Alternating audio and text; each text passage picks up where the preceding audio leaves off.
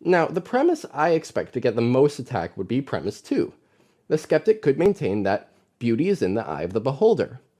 Now, you can indeed maintain that, but you need to recognize that this actually relatively modern notion goes against all our intuitions. Say what? The subjectivity of beauty is a modern notion?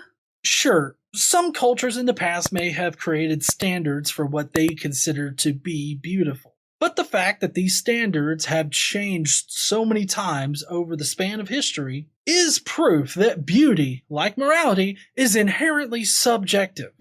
Sure, our tastes and ability to recognize beauty do vary from individual to individual, but nothing has any beauty in it? That seems quite hard to swallow. Well, when you stop seeing beauty as an inherent quality that something has and realize that it's an experience that someone has, you can swallow that shit just fine. Nothing is inherently beautiful in this world, and that's perfectly okay. Sure, most people would agree that a sunrise and sunset are beautiful. Just because most people have that experience does not mean that sunrises and sunsets are inherently beautiful. A really good example of this would be math. Now, while KC would rather gouge out her eyes than see a math problem, I find math to be insanely beautiful. The third argument is based on our sense of beauty. Let's ask, why do humans perceive that beauty exists?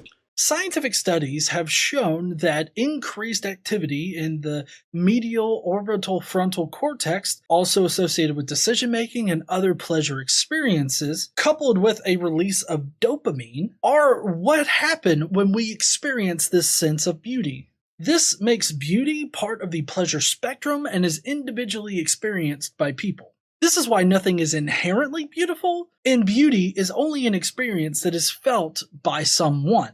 If you have a natural explanation for why something happens, then you don't need to suggest a supernatural explanation to further explain it. Now, a naturalistic answer would be that our sense of beauty is a product of evolution, geared towards promoting our survival. Things like good food or healthy partners should be attractive to us, so we find them beautiful. I wouldn't say any of that is true. The idea of an ideal mate has always been dependent on the selection pressures that exist in the environment. While beauty may be a factor in sexual selection, it isn't always. Like I've said this entire video, beauty is an experience felt by a person and is therefore inherently subjective. Outside of beauty's possible role in sexual selection, I don't really see beauty being a big factor in selecting what kind of food we eat or anything else. I'd rather go the more scientific route and admit that beauty is a chemical reaction that we experience in our brains because of how our brains evolved. Now, this answer has problems. Many dangerous things are beautiful, like scenic cliffs or dangerous animals are beautiful. And things like beautiful abstract objects seem useless as far as evolution is concerned. But all that aside, the more important point is that God also wants humans to survive. So any non-theistic explanations of why humans perceive beauty would also be a theistic explanation for why God would allow beauty. But on top of that, theists can also add theological reasons, such as the goodness of beauty, or how beauty draws people to God. Wait, how does beauty draw people to God? Does it do this by making them feel a sense of awe and wonder? You realize that these are experiences that we definitely know are chemical reactions in our brain. They do not indicate anything about a God. Of course, you would just move the goalpost again like you did here. You'd say that we can only experience beauty because God made us that way. I don't feel like moving the goalpost is all that convincing. It just seems like I was able to diminish the gap that your God lives in, and now he just lives in a smaller gap. So theism will necessarily be better at explaining why humans perceive the existence of beauty. No, it doesn't. You can't just use a God of the gaps argument and then proclaim that it explains shit better. You've just put a placeholder there until we can discover more information. The fourth argument is almost a combination of the previous two, the knowledge of beauty. There is objective beauty in the things around us, and we have beliefs that these things are beautiful. But how does the beauty present in these objects actually inform our beliefs?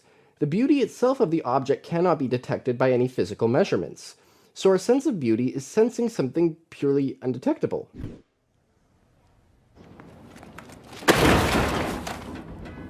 Yeah, it's undetectable because objects are not inherently beautiful. Also, are you seriously telling me right now that beauty is undetectable but we can detect it? That makes it fucking detectable!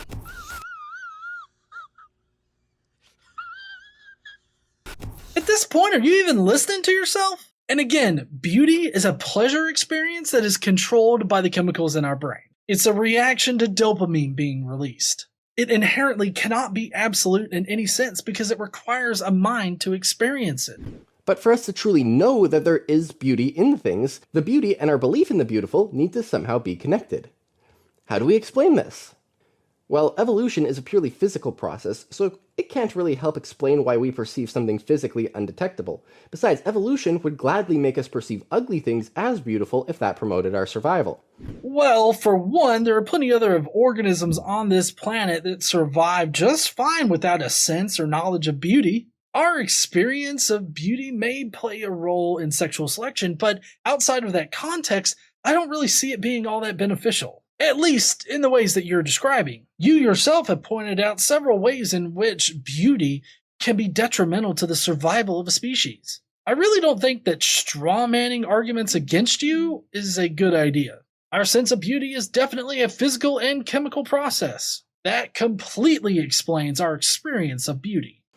On the other hand, God would have no problem knowing what is beautiful given his omniscience, and as the designer of our cognitive faculties, could make us in such a way that our perceptions of beauty generally matched up with what is actually beautiful. That would make sense if everybody experienced beauty over the same things. That's not what happens though. Not everyone finds a sunrise or sunset beautiful. Casey would rather be blind than look at a Fibonacci sequence. But a more important question here is, what about those that don't experience emotions like everybody else? If God made our cognitive faculties, why did he decide to fuck these people over? These conditions are easily explained physically, but once you throw God into the mix, especially your kind of God, it makes things really, really complicated. Your assertion that God did it only causes more questions than it answers.